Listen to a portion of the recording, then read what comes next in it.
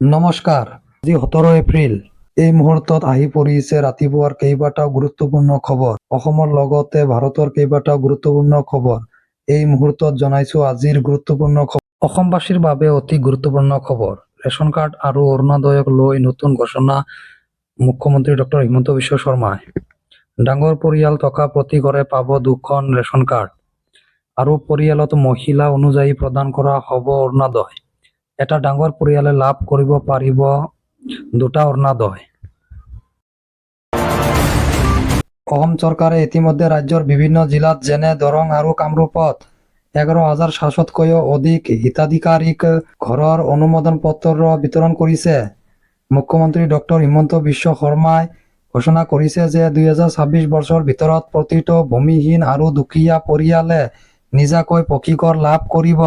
ধনৰ পৰিমাণ: সমতল অঞ্চলৰ বাবে 1,20,000 টকা আৰু পাহাৰীয়া অঞ্চলৰ বাবে 1,30,000 টকাৰ আৰ্থিক সাহায্য। কেৱল দৰিদ্ৰ জনসাধাৰণেই নহয়, মধ্যবিত্ত পৰিয়ালৰ বাবেও চৰকাৰে আপোনাৰ আপন ঘৰ আঁচনিৰ অধীনত গৃহ ঋণত হোম লোন আগবঢ়াইছে। 5 লাখ টকাৰ পৰা 40 লাখ টকালৈকে ঋণ ল'লে আপুনি সৰ্বাধিক 2.5 লাখ টকা পৰ্যন্ত চৰকাৰী সাহায্য লাভ কৰিব পাৰিব। এই আঁচনিসমূহৰ সুবিধা ল'বলৈ আপোনাৰ ওচৰত থাকিব লাগিব কেইটামান ডকুমেণ্ট: ভোটাৰ কাৰ্ড আৰু আধাৰ কাৰ্ড, বেংক পাছবুক, নিজৰ মাটিৰ সঠিক নথি, অসমৰ স্থায়ী বাসিন্দাৰ প্ৰমাণপত্ৰ।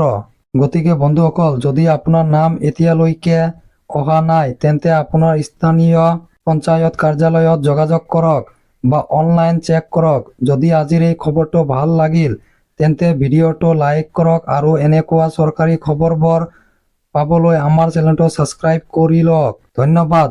জয় আই অসম।